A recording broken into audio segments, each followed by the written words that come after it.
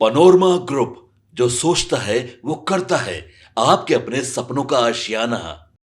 नमस्कार, city post live में आपका स्वागत है। मैं हूं आपके साथ मुकेश कुमार सिंह।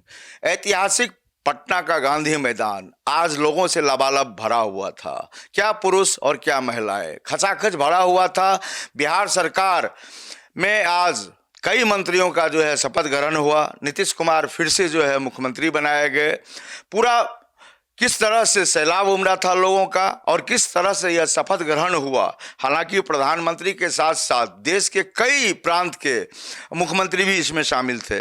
हमारे साथ सिटी पोस्ट लाइव के चीफ एडिटर श्रीकांत प्रत्युष हैं। श्रीकांत जी, वाकई आज का दिन जो है बेहद खास रहा है। पीएम के साथ कई बड़े चेहरे मंच पर दिखे। नीतीश कुमार 10वीं बार जो है शपथ उन्होंने ग्रहण की है और कई मंत्रियों का भी हुआ शपथ ग्रहण। क्या आपको लगा नया, चूंकि बड़े नए चेहरे सब भी दिख रहे हैं मंत्रिमंडल में? देखिए, नीतीश कुमार ने 10वीं बार बिहार के मुख्यमंत्री पद की शपथ ली है और इस बार तो एनडीए को प्रचंड बहुमत मिला है। 202 सीटों पर एनडीए को जीत मिली है, तो ये ऐतिहासिक जीत है। और शपथ समारोह को भी ऐतिहासिक बनाने की कोशिश की गई है। आपने देखा ही कि पटना के गांधी मैदान में शपथ समारोह हुआ। हालांकि गांधी मैदान में शपथ समारोह लेने की परिपाटी की शुरुआत लालू यादव ने की थी। पहली बार जब मुख्यमंत्री बने थे तो मुझे याद है कि गांधी मैदान में ही उन्होंने शपथ ली थी और उसके बाद ये परंपरा चल पड़ी। नीतीश कुमार कई बार गांधी मैदान में शपथ ले चुके हैं, 3 बार मुझे जहाँ तक याद है ले चुके हैं। और ये आखिरी बार भी उन्होंने प्रचंड बहुमत से सरकार बनाने का जो मैंडेट मिला है उसका शपथ लिया मुख्यमंत्री पद का। तो 10वीं बार मुख्यमंत्री बने हैं नीतीश कुमार और उनके कैबिनेट में 14 बीजेपी के मंत्रियों ने शपथ ली है और 8 जेडीयू के मंत्रियों ने शपथ ली है, जो अभी तक मेरे जानकारी में है। लोजपा कोटे से 2 मंत्री बनाए गए हैं और हम और कुशवाहा, उपेंद्र कुशवाहा की पार्टी से एक मंत्रियों ने शपथ ली है। तो इस मंत्रिमंडल में एक मुस्लिम चेहरा भी जेडीयू की तरफ से है, जमा खान। पिछली बार भी थे वो मंत्री। बिल्कुल। और महिलाओं को भी मौका मिला है, श्रेयसी सिंह को मौका मिला है और उपेंद्र कुशवाहा की पार्टी से भी एक मंत्री बनाया गया है। चिराग पासवान की पार्टी से 2 लोगों को बनाया गया है। जीतन राम मांझी के बेटे संतोष सुमन को फिर से रिपीट किया गया है। तो आज का जो समारोह था बहुत ऐतिहासिक था, बहुत भव्य था। आपने देखा है कि गांधी मैदान के भीतर बाहर महिलाओं की संख्या सबसे ज़्यादा थी। तो महिलाओं ने वोटिंग में भी बढ़ चढ़ कर हिस्सा लिया और शपथ समारोह में भी बड़ी संख्या में नजर आई। 2 संजय सिंह इस बार जो है शपथ लिए हैं और एक संजय है तेजस्वी यादव के साथ। टारगेट पर है सबके। ये 2 संजय क्या गुल खिलाएंगे? अब उस संजय तेजस्वी वाले क्या करेंगे पता नहीं। संजय जिसके साथ रहे उसका क्या हश्र हुआ है आपको पता ही है। आपने देखा था धृतराष्ट्र का क्या हुआ, वहाँ भी तो संजय थे एक, और तेजस्वी के संजय ने भी वही खेल कर दिया। और अब संजय सिंह जो लोजपा के विधायक हैं उनको मंत्री पद की शपथ दिलाई गई है। जेडीयू से संजय टाइगर हैं, जिनका नाम कहीं सामने नहीं आ रहा था, वो भी मंत्री बन गए हैं। तो कई ऐसे मंत्री बनाए गए हैं जिनके बारे में किसी ने सोचा ही नहीं था। 7 नए चेहरे नीतीश मंत्रिमंडल में हैं और ये बहुत रोचक बात है। देखिए, नीतीश कुमार ने तो ज़्यादा मंत्रियों को रिपीट कर दिया है, लेकिन बीजेपी ने मंत्रियों को बदल दिया है। जो पहले से पूरा मान कर चल रहे थे कि मंत्री बनेंगे, जैसे नीरज कुमार बबलू, तो कृष्ण कुमार मंटू। कृष्ण कुमार मंटू, तो उनको अभी जगह नहीं मिली है, लेकिन अभी भी कोटा है, ऐसा नहीं है। श्रीकांत जी, यह भी समझना चाहेंगे और दर्शक भी यह जानना चाहेंगे कि नीरज कुमार सिंह बबलू 6 बार के विधायक रहे हैं और इस बार कयास लगाया जा रहा था कि उप मुख्यमंत्री का जिम्मा इन्हें मिलेगा, बड़ी जिम्मेवारी मिलेगी, लेकिन ये तो कहीं फ्रेम में ही नहीं दिख रहे हैं। अब ज़्यादा बड़ा पद के लिए नाम चल जाता है तो छोटा पद भी गंवानी पड़ती है कभी कभी। वही हुआ, डिप्टी सीएम में नाम इनका चल रहा था या चलवाया जा रहा था, लेकिन मंत्री भी नहीं बने। और आपको पता ही है कि 10वीं बार मुख्यमंत्री बने हैं नीतीश कुमार और मजबूती के साथ बने हैं, तो इस बार तो जो चाहेंगे वही करेंगे। और महेश्वर हजारी है जेडीयू के बहुत वरिष्ठ दलित नेता, वो भी तो लगातार चुनाव जीतते रहे हैं, उनका भी नाम नहीं, आज शपथ नहीं हुआ। अगर शपथ होना भी होता तो सीनियर नेता थे, आज ही हो जाता। तो मानकर चलिए कि उनको भी बाहर का रास्ता दिखा दिया गया। अशोक चौधरी ने शपथ ले ली है, जो नीतीश कुमार के बेहद खास हैं। तो जिन लोगों के बारे में अटकलें लगाई जा रही थी कि इनका मंत्रिमंडल में इनको जगह नहीं मिलेगी, उनके जगह नहीं मिलेगी, सबको मिला। सम्राट चौधरी और विजय सिन्हा दोनों शामिल हैं, दोनों डिप्टी सीएम हैं, और अशोक चौधरी भी फिर से मंत्री बन गए हैं। जिनके बारे में सोचा नहीं गया था वो मैदान से बाहर नजर आ रहे हैं। जैसे आपने कहा नीरज कुमार बबलू। नीरज कुमार बबलू, मंटू, बीजेपी के कुशवाहा नेता हैं, उनको भी जगह नहीं मिली है।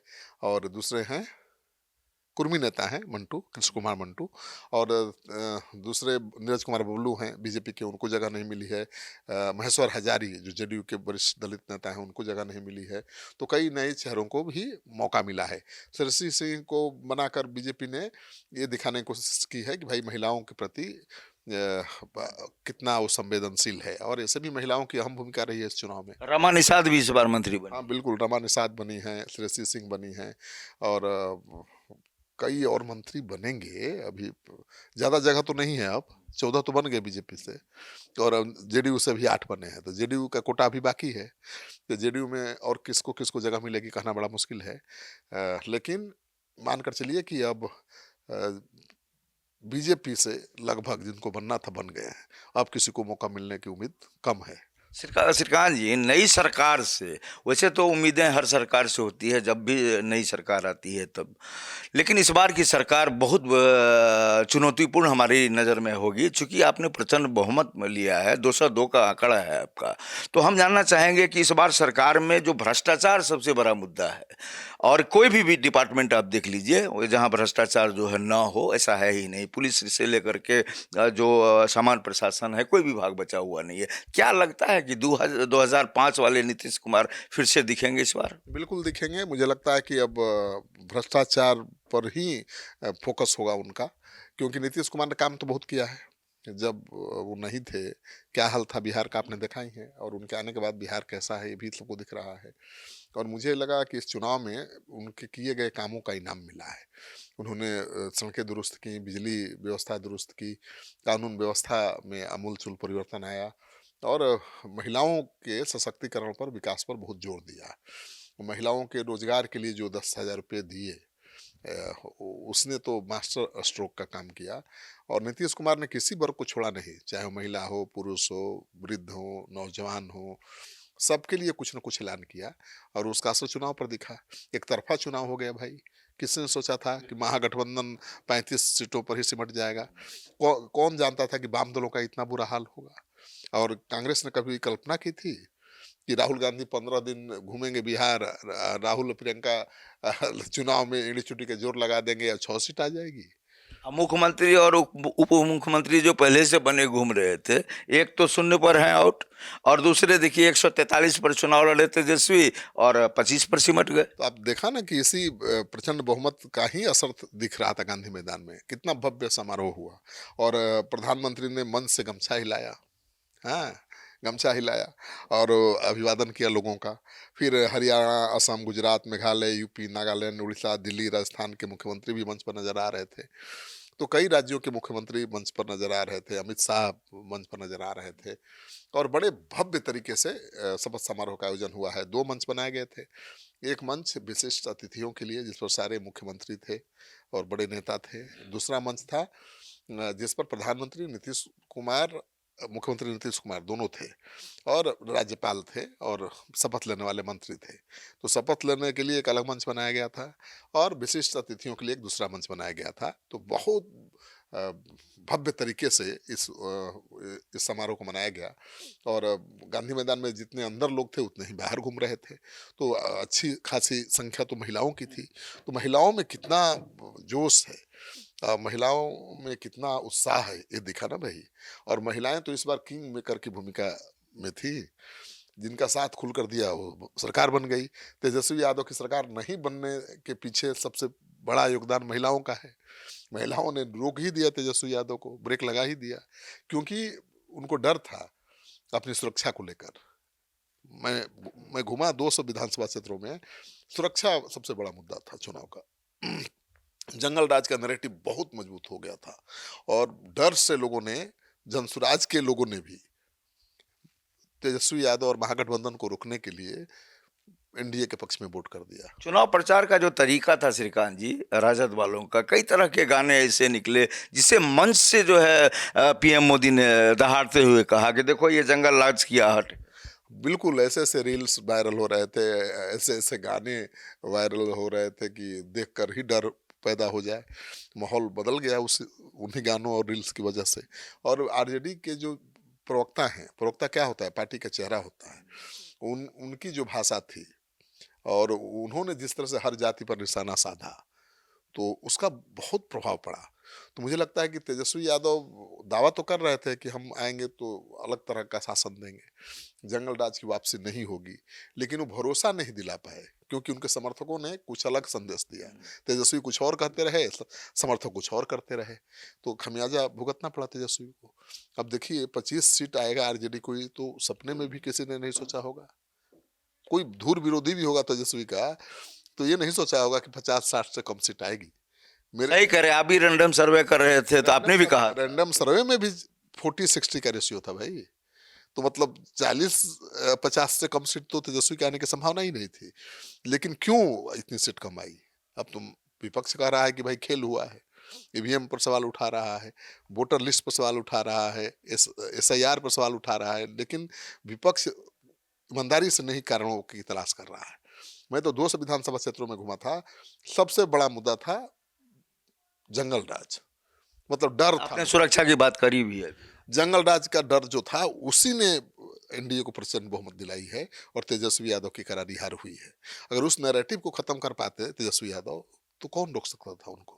आज तो दिखा कि जैसे 202 विधायक श्रीकांत जी जीत के आए हैं, लगभग हमको लग रहा है कि जिनको मंत्री बनना था वे ऊपर थे, बाकी सब तो नीचे में आम लोगों की तरह घूम रहे थे। आपने देखा भाई 1 लाख लोग होंगे, 50,000 से 1 लाख लोग होंगे और कहीं कोई हुड़दंग था?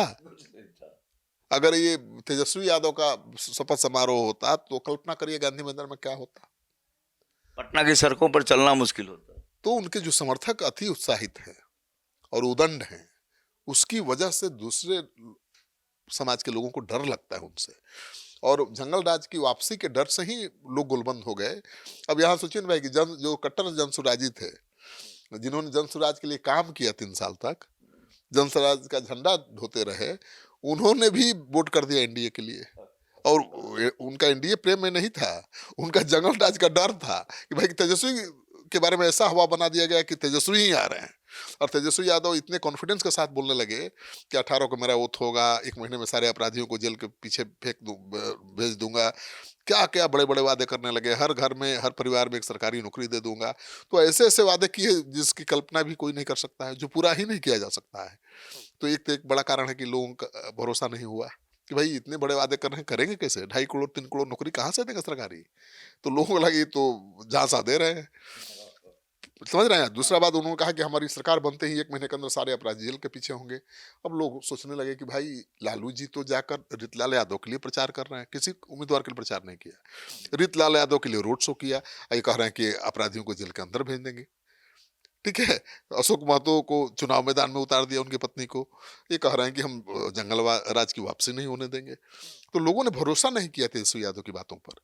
अगर तेजस्वी यादव जैसा बोल रहे थे वैसा ही उनके व्यवहार में दिखता। 2 चीजें यहाँ लग रही है, एक तो अनुशासनहीनता, दूसरा जो है मैनिफेस्टो पर जनता ने विश्वास नहीं जताया। बिल्कुल, आप इतनी बड़ी बड़ी बातें कर देंगे जो हवाई लगने लगे, जो लगे ही नहीं कि संभव है, तो लोग भरोसा नहीं करेंगे। एक तरफ आपके बड़े बड़े वादे हैं जो असंभव लग रहे हैं, दूसरी तरफ नीतीश कुमार ने तुरंत लाभ दे दिया, 10,000 खाते में पहुंच गए। 1,90,000 का सपना भी दिख रहा है भाई कि हम बढ़िया काम करेंगे तो 1,90,000 और मिलेगा हमको काम करने के लिए। तो ये बड़ा मास्टर स्ट्रोक साबित हुआ और एनडीए सरकार की वापसी का सबसे बड़ा कारण 10,000 रुपया ही नहीं है, जंगल राज का नैरेटिव भी है। आपने सुना इस डिबेट को? इस डिबेट में हमारे चीफ एडिटर ने साफ किया कि इस नई सरकार से जनता को बहुतेरी उम्मीदें हैं। अब देखना है कि नीतीश सरकार का गठन तो आज ही हुआ है, अभी 5 साल का वक्त है और इस 5 साल में बिहार कितना बदलता है। इस डिबेट में इतना ही, लेकिन आप कहीं जाइएगा नहीं, आप लगातार बने रहिए सिटी पोस्ट लाइव के साथ।